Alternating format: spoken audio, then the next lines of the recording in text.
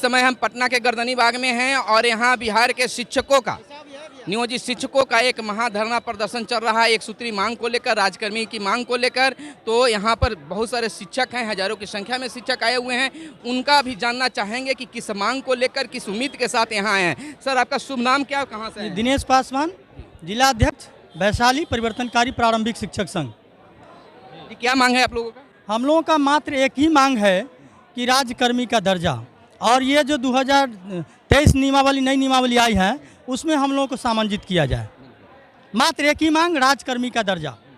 और हम लोग आज पटना के इस गर्दनी बाग पे प्रदर्शन कर रहे हैं। धरना प्रदर्शन के माध्यम से माननीय मुख्यमंत्री नीतीश कुमार जी और माननीय उप मुख्यमंत्री तेजस्वी यादव जी को ये चेतावनी देने आए हैं कि ये शिक्षकों का जो हुजूम है, शिक्षकों का जो आंदोलन है, ये अभी तो एक अंगड़ाई है, आगे आगे तेज लड़ाई है। और हम लोग मानने वाले नहीं हैं जब तक कि आप राज्यकर्मी का दर्जा नहीं देते हैं और पुरानी पेंशन लागू नहीं करते हैं। बिल्कुल, राज्यकर्मी का दर्जा जब तक नहीं देते हैं तब तक हम लोग का आंदोलन जारी रहेगा। कब तक आंदोलन जारी रखिएगा? जी, हमने कभी भी अपना कदम पीछे नहीं हटाया है। हमारी सेवा लंबी है, हम हमेशा संघर्ष किए हैं और संघर्ष का परिणाम ही है कि आज तक हम यहाँ पहुँचे हैं और आगे भी। अभी तो सबसे बड़ी बात है नियमावली वापस लेने की, क्योंकि कहीं से भी ये नियोजित शिक्षकों के लिए था ही नहीं।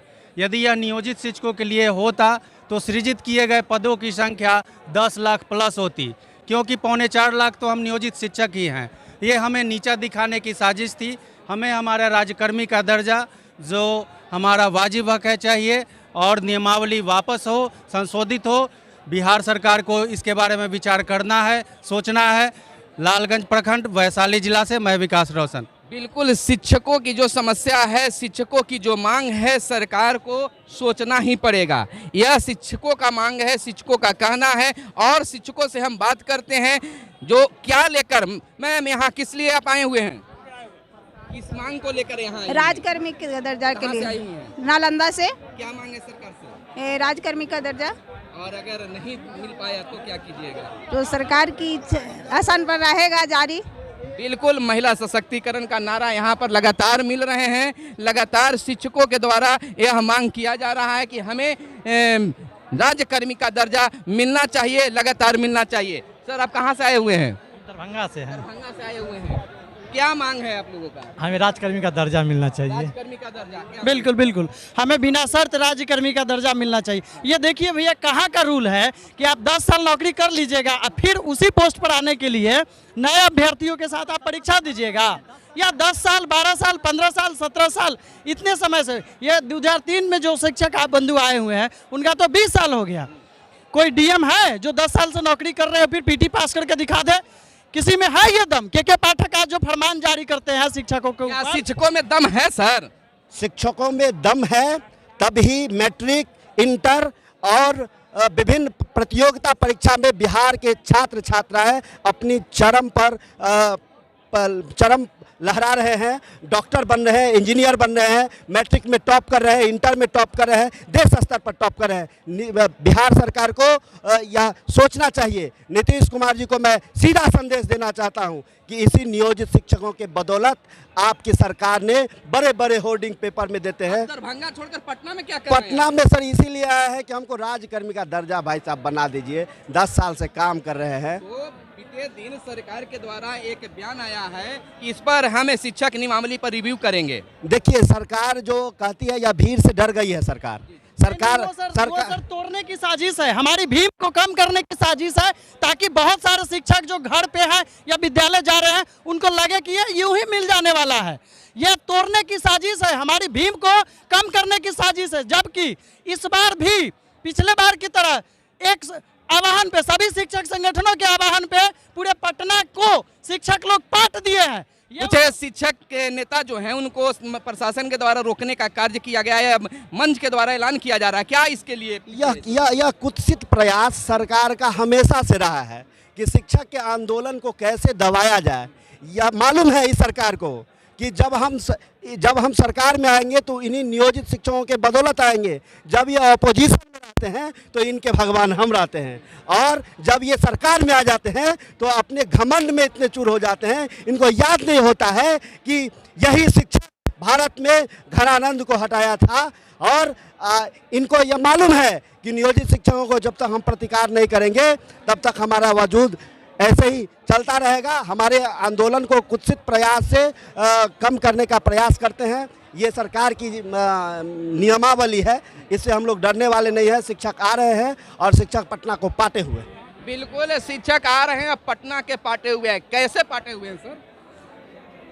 भाई साहब देख रहे हैं कि इतनी तपती हुई गर्मी में भी लाखों लाख शिक्षक जो है सो यहाँ उपस्थित हैं और सरकार इससे डर कर जो हमारे जो अगुवाई हैं, जो हमारे लीडरशिप कर रहे हैं, माननीय जो है आनंद कौशल और माननीय नवनीत कुमार या जो भी हमारे शिक्षक संघ के नेता हैं उनको गिरफ्तार कर रहे हैं। और गिरफ्तारी जो है हमारे लिए शिक्षकों लिए शुभ संकेत है, ये कोई खटका नहीं है भाई साहब। कैसा शुभ संकेत है? इसीलिए कि सरकार डर के और जो हमको नियमावली में उलझा रही है और उससे पार जो है हमको कुछ देगी। वित्त विभाग में फाइल गया हुआ है, अटका हुआ है, लेकिन अध्यापक नियमावली जो 2023 है वो जो है जल्दी से पास कर दी और वित्त विभाग में जो हमारा वित्तीय संबंधी फाइल है उसको अभी रोके हुए रखा हुआ है। सरकार से हम एक चीज़ पूछना चाहते हैं कि आप नियोजित शिक्षकों का वेतन शिक्षा विभाग से देते हैं। जब आपको ऑटोनोमस बॉडी पूछती है कि ये शिक्षक कौन है तो बोलते हैं आप कि ये पंचायत और प्रखंड के शिक्षक हैं। तो बताइए, आप वेतन तो मुखिया जी नहीं देते हैं, वेतन तो मुझे प्रखंड प्रमुख नहीं देता है, तो हमें राज्यकर्मी का दर्जा क्यों नहीं दिया जा रहा है? सरकार से अनुरोध है, विनती है कि राज्यकर्मी का दर्जा शीघ्र दे, नहीं तो और शिक्षक आंदोलित होंगे। बिल्कुल, राज्यकर्मी का दर्जा दे, नहीं तो शिक्षक और आंदोलित होंगे। लगातार यह जो है लगातार शिक्षकों का हुजूम बढ़ते जा रहा है, शिक्षक आगे बढ़ते जा रहे हैं। राजनीतिक दलों के द्वारा लोगों का समर्थन भी मिल रहा है, लोग कार्य भी कर रहे हैं। तमाम जो लोग हैं यहाँ पर मौजूद हैं। तो यहाँ पर सर आप जो है, आप कहाँ से आए हैं सर? हम नालंदा से आए, रहुई प्रखंड। मांग वही सबको राजकर्मी का दर्जा दिया जाए, समान काम समान वेतन दिया जाए। क्या लगता है सरकार आपको राजकर्मी की दर्जा दे देगी? वो तो सरकार पे है। अब देखिए हम लोग, लेकिन पूरा जब तक हम लेंगे नहीं, जब तक वो देगा नहीं, जब तक हम लोग उसके पीछे पड़े रहेंगे। यानी कि जब तक मिलेगा नहीं आंदोलन जारी रहेगा? आंदोलन जारी रहेगा। क्या सर, आंदोलन जारी रहेगा? आंदोलन बिल्कुल जारी रहेगा। हम पटना से हैं। अच्छा, हम चाह रहे हैं कि किसी तरह जैसे इसको मिले राजकर्मी का दर्जा, तभी नीतीश कुमार का भी भलाई है। यानी कि जब तक हम लोग का राजकर्मी का दर्जा नहीं मिलता है तब तक सरकार के भी भलाई नहीं है, मिलना चाहिए। क्या है सर मांग? हमारा राजकर्मी का दर्जा का मांग है, सरकार हमें राजकर्मी का दर्जा दे। और राजकर्मी का दर्जा का मांग का मुख्य मकसद है कि हमें बिहार सरकार के कर्मचारी के रूप में जाने, क्योंकि सभी कार्य सरकार शिक्षकों से लेने का काम करती है। चाहे चुनाव का कार्य हो, दवाई खिलाने का कार्य हो, जनगणना का कार्य हो, तमाम तरह के जितने भी कार्य हैं वह शिक्षक पूरा किया करते हैं। और शिक्षकों के साथ यह सरकार बराबर नाइंसाफ़ी करने का काम करती है। आश्वासन देने का काम किया था शिक्षा मंत्री ने कि हम शिक्षकों को सम्मान देने का काम करेंगे, लेकिन यह बिहार सरकार के शिक्षा मंत्री और बिहार के मुख्यमंत्री, उप मुख्यमंत्री शिक्षकों के साथ बढ़िया हिसाब किताब नहीं रख रहे हैं। यह दोहरा नीति अपना रहे हैं, हमको शोषण कर रहे हैं, हम शिक्षकों को शोषण कर रहे हैं। और इनका एक ही मकसद है, बिहार से शैक्षणिक वातावरण को समाप्त करना, और समाप्त करके लोगों के मनोबल को गिरा देना चाहते हैं शिक्षकों को, और मनोबल गिरा करके शिक्षकों को समाप्त करना चाहते हैं।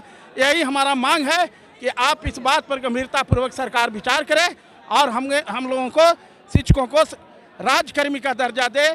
इन्हीं बातों का मेरा मांग है। बस राजकर्मी का दर्जा की मांग है, सरकार को देना पड़ेगा, क्योंकि लगातार यहाँ शिक्षक जो हैं धरना प्रदर्शन कर रहे हैं और कह रहे हैं कि जब तक हमारी मांगें पूरी नहीं होगी तब तक जो है हम यहाँ पर धरना और प्रदर्शन करते आएंगे, करते रहेंगे। हमें मिलना ही चाहिए। तो यह जो है बिल्कुल सरकार जो है, सरकार तक बातें शिक्षक पहुंचाने का काम कर रहे हैं। कुछ यहाँ पर महिला शिक्षिका भी हैं, उनसे भी हम बात करेंगे। अगले वीडियो में इंतजार कीजिए। धन्यवाद।